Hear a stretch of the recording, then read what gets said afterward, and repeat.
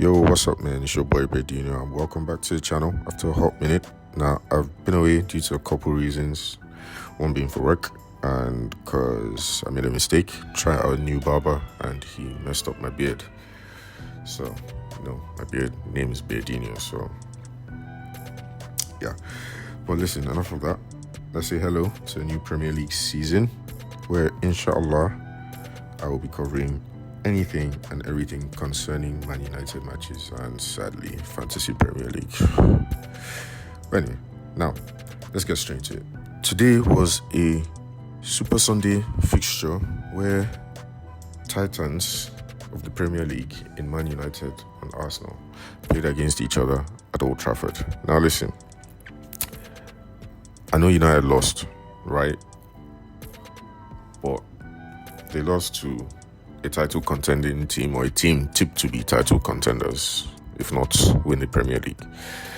And to be honest, I feel like there's more positives to take from the game than negatives. Now, why do I say this? Because if you check the stats, United had more possession, had more shots on target, had more chances created, and for once, our midfield didn't look open against one of the big clubs in the Premier League. Now, I know I said there's more positives to take than negatives, more positives, less negatives, but one of the less negatives is the goalkeeping situation. It's already bad enough that we have Onana. Now, our backup keeper is Bryan, and he has made the same mistake twice in different seasons. You'd think one would learn,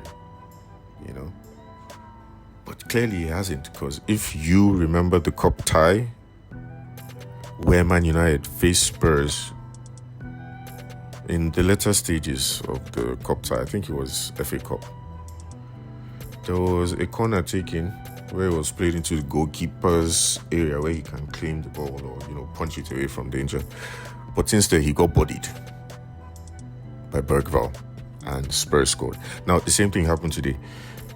Exact same scenario, got bodied by Saliba, I believe. Now, as a keeper, you can't be letting people come into your space and winning challenges. Like, even if they win challenges, out of 10, they should win like 1 or 2, But it seems like with these guys, they're winning like 5, 6, both Onana and Bryan, because they play against us sometimes. Like, there's no need for me to even talk much. But hey, I think those were actually the only 2 negatives, But listen, Cunha and Mbeumo had an amazing debut. Amazing. They were involved in everything good going forward for United. Maybe a couple times going backwards as well, pause. But they were involved in great things for United.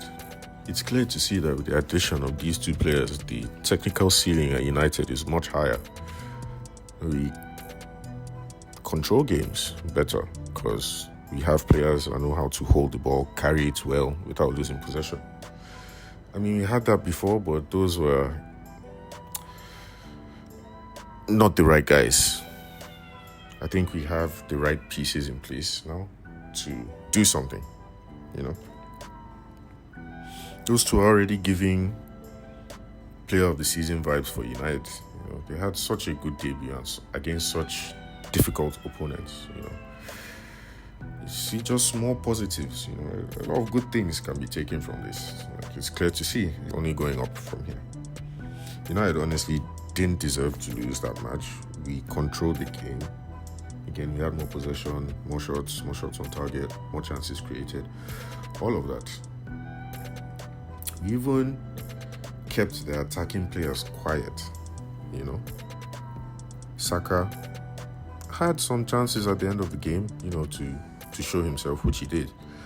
But Martinelli and Gyökeres were nowhere to be seen. Now, same could be said for Sesko, but he had way less minutes than Gyökeres.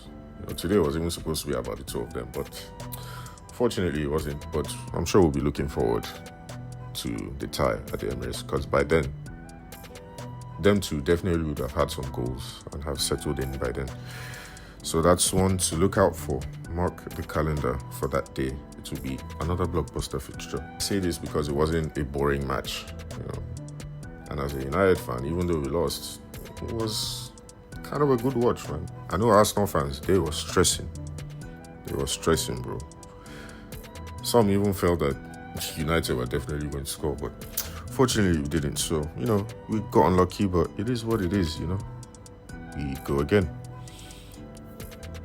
But man, FPL, man, what is with this game, bro? What is with this game? But anyway, we'll do it for content purposes. No wahala. We go run up. Anyhow we be. Here's the team. Didn't really do much. So I'll use this to cover the other fixtures that happened concerning my team. I think in goal I had Sells, that's the keeper for Nottingham Forest. They played against Brentford. Finished the game 3-1. No clean sheet points for my keeper. Chris Wood though had a brace. So for those that had him, kudos to you.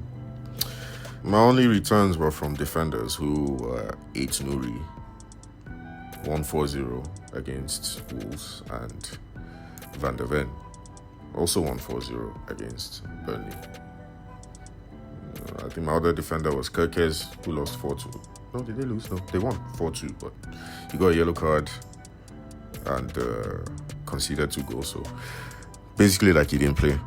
Midfielders, Captain Palmer, both clubs settled for a point.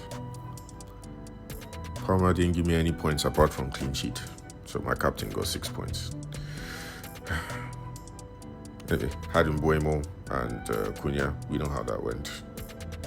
Lost to Arsenal, but still, let's not be too sad about that. My striker is, my strikers are Owen and Pedro. Now, Chelsea obviously drew, so no need to say that again, 0-0. And West Ham lost against Sunderland, 3-0, funny enough. So anyway, enough about that. Listen, it's just the first game week. I'm sure things are going to get better. First game week is just to get a feel of how the season is going to be. Now that I know, watch out, guys. Well, anyway, this has been your boy Bedino. Please like, comment, and subscribe.